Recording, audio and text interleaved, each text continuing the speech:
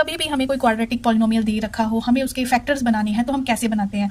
अगर तो क्या करते हैं, फर्स्ट और लास्ट टर्म को कर लेते हैं मल्टीप्लाई, है ना। जैसे मैंने 4 और बना, है ना। अब मैंने ये देखना है कि जो 20 है वो कौन कौन से टेबल में आता है। तो एक तो 21 ज़ा 20 होते हैं, है ना, इसके टेबल में आ गया। एक आ गया 5 4 ज़ा 20 हो गया। एक हो गया 10 2 ज़ा 20। अब आपने क्या करना होता है, उसमें क्या देखना होता है, ये बीच वाली टर्म देखनी होती है। बीच वाली टर्म है मेरी +12।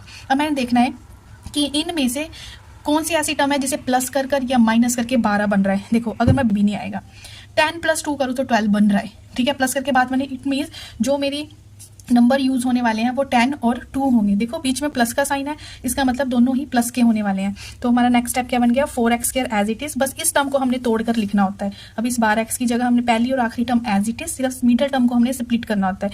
तो 12x का क्या बन गया, 10x और 2x, लास्ट वाली टर्म एज इट इज। उसके बाद हमें क्या करना होता है, 2 2 के हमने पेयर बना लिए। अब इस 2 को देखना है कि दोनों में से कॉमन क्या आ रहा है। देखो एक x कॉमन आ गया, 4 और 10 में क्या कॉमन है कि दोनों 2 के टेबल में आते हैं, तो 2 कॉमन आ गया।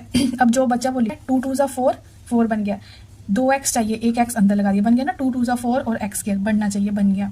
प्लस 10x बनना चाहिए, 2x को किससे मल्टीप्लाई करें, 5 से। देखो 2x + 5। अब जहां से कुछ भी कॉमन नहीं आ रहा वहां पे कॉमन आ चुका है 1, और ब्रैकेट में फिर आ गया 2x + 5। सबसे भी 2x + 5 बना, यहाँ पे भी 2x + 5 बना। तो जो सेम ब्रैकेट है उसको लिख दिया एक बार, एक फैक्टर ये बन गया।